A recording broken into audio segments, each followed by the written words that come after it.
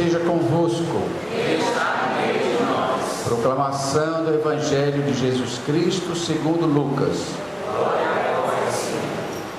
Naquele tempo, o Senhor escolheu outros 72 discípulos e os enviou 2 a 2 na sua frente a toda cidade e lugar onde ele próprio devia ir. E dizia-lhes: a messe é grande, mas os trabalhadores são poucos. Por isso, pedi aos donos da messe que mande trabalhadores para a colheita. Eis que vos envio como cordeiros para o meio de lobos. Não leveis bolsa, nem sacola, nem sandálias, e não cumprimenteis ninguém pelo caminho.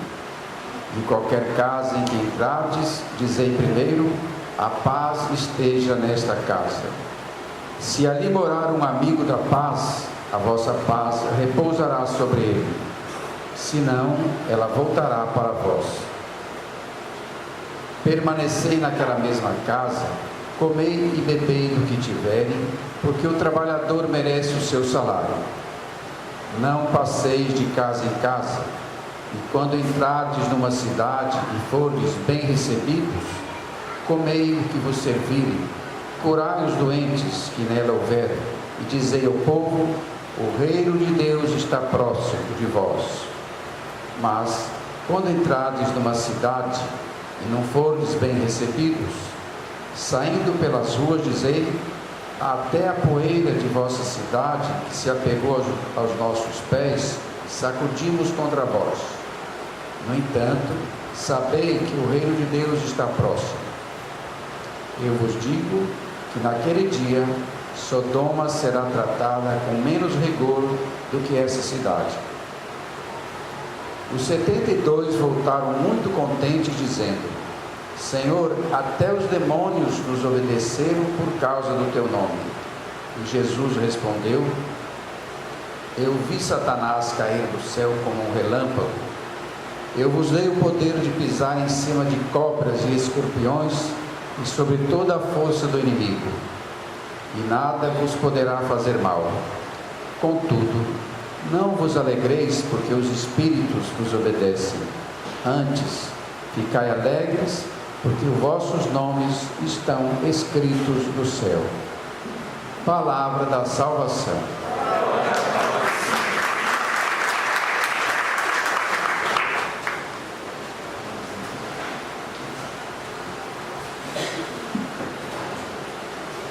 As leituras que fizemos nos domingos passados nos mostraram como Jesus, depois de ter feito muitos sinais de milagres, de curas, anunciado o reino, contado as parábolas, ele esperava que o povo ia compreender a missão dele, quem ele era.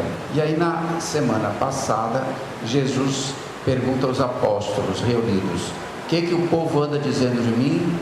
Que é Elias, que é Jeremias, que é alguns dos profetas. E vocês, Pedro diz: tu és o Cristo, o Filho de Deus vivo.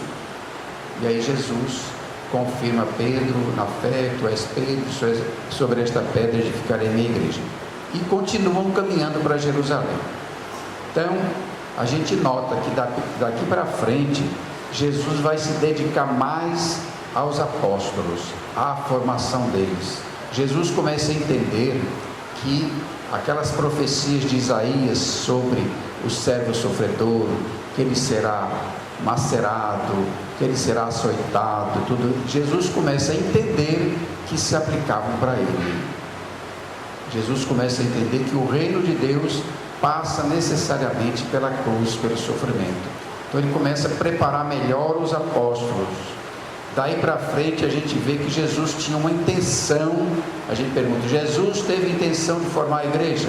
Por aquilo que ele foi fazendo, Jesus teve intenção. Ele começa a preparar melhor os apóstolos, sabendo que o reino de Deus virá através da cruz, do sofrimento.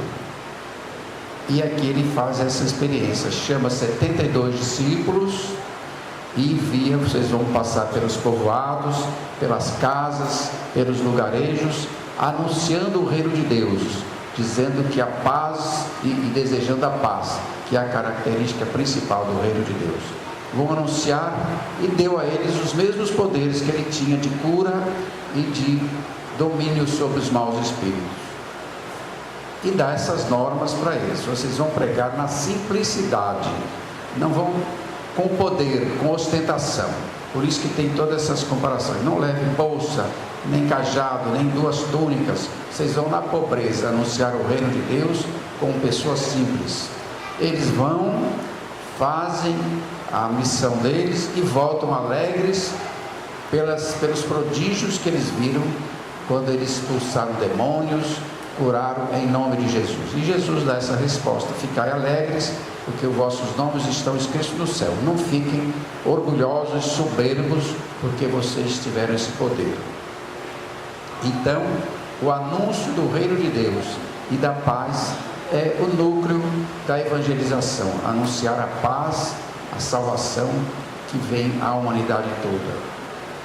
Todos nós também, pelo nosso batismo, somos convocados a evangelizar, a anunciar o reino, a anunciar a paz. Todos nós, para que o mundo, de fato, venha já desde agora. Mas essa convicção que nós temos e que nós devemos fazer, sabemos que vem através da cruz. É necessário as passeatas, as reivindicações todas, que não é fácil de fazer, como vimos nesses dias, e ainda vão continuar, pelo que eu vejo, pedindo mais honestidade das autoridades municipais, federais, estaduais, melhorias na educação, na saúde, nas coisas públicas. Mas nós sabemos que a implantação do reino, ela virá necessariamente através da cruz. Por isso Jesus vai também falar: é necessário tomar a cruz de cada dia. O reino dos céus, o caminho é estreito, a porta é estreita. E qual seria então as nossas cruzes para nós anunciarmos o reino de Deus? Como que nós devemos promover a paz? Primeiro de tudo, todos são chamados a sermos mais pacientes uns com os outros. Na escola, na família, no trabalho, no lugar de lazer, ter pacientes. Nós às vezes somos muito impacientes.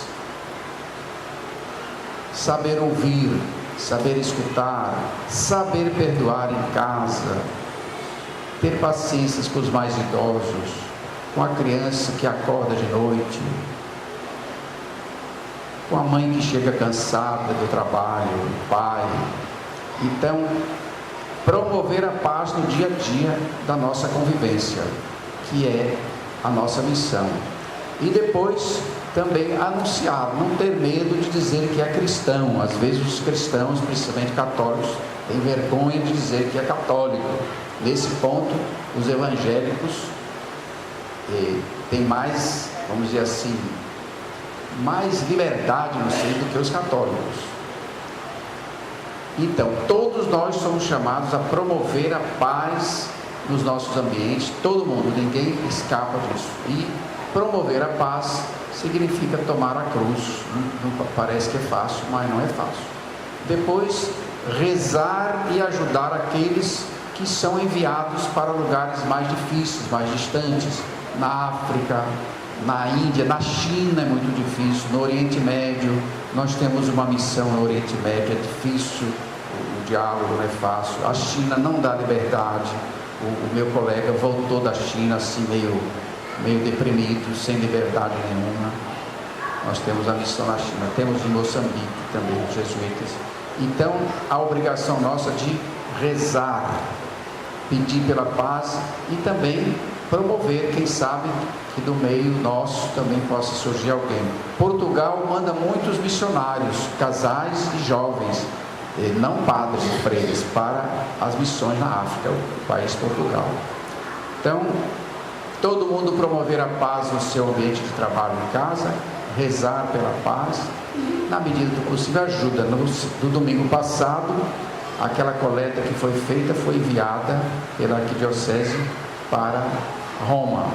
Aí o Papa ajuda os lugares mais pobres, as missões mais pobres que tem no mundo. Então a igreja nos convida nesta semana a refletir como vai a nossa ação para promover a paz. Peçamos pelo Papa que ele seja corajoso e esclarecido para promover a paz, os bispos, os missionários, os sacerdotes.